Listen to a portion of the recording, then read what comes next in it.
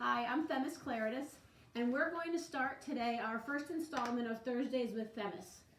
We were thinking the other day about how we all adapt to this new way of living for the time being, and we can't have office hours or coffee hours or meet with our constituents face to face. So we've been thinking about the fact that we really are all in this together. So we started an idea that's called We're All in This Together, and it's asking all of you to submit to us in my office any ideas of people that have been special to you during this time. Healthcare worker that could be struggling, an essential worker who's done something that has made your life better or easier, or a neighbor that maybe you've called or talked to, or somebody's gone and helped bring them groceries or prescriptions, anything that jumps out at you as something special. For this week, we have two people that we've chosen. One, and then we'll have an honorable mention. The first one is the Willows Nursing Home in Woodbridge, Connecticut. And of course, we're always thankful for all our healthcare workers do for us. But this particular award was submitted for the healthcare people that are staying at the Willows, their families.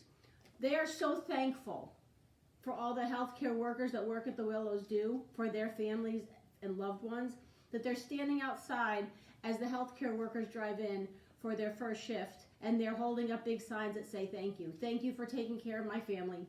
Thank you for taking care of my loved ones, all while putting your life at risk. So we say thank you to the Willows and all the healthcare workers there, and to the families who are saying thank you, because we all need to be reminded every day that people are taking their lives in their own hands to make sure, this is Penelope, to make sure that our family is being taken care of. Honorable mention we'll go to this week, the Freemasons of the state of Connecticut. Was submitted by Frank Way, who's the editor of the Connecticut Freemasons. As most of you know, there are Masonic temples all over the country, many in Connecticut. And what they've been doing is going above and beyond what they usually do for charity. One example is they've produced an extra commercial style kitchen, 4 soup kitchens, ovens that are able to produce more food for the soup kitchens that are helping the people that really need the help the most. Sponsoring local Boy Scout troops who are delivering groceries to our elderly and people that can't leave their house during this time, and partnering with restaurants.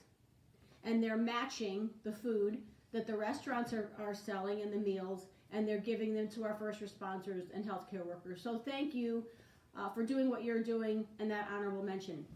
And just remember, every week we will do this. People will make submissions, and on Thursdays with Themis at noon, we will put this up on our social media so you can hear who those people were. I want to thank everybody for all their submissions, because we are doing this as a team. Just as a reminder, the Department of Labor has just decided today that they are able to process our unemployment processing a lot better than they were. I know a lot of you have contacted us and contacted most of us throughout the state because you're having problem getting it processed and certainly getting money. What they will be doing is starting April 24th, those processing will go through, and in the week after, you should have that extra $600 of the federal stimulus money in your check.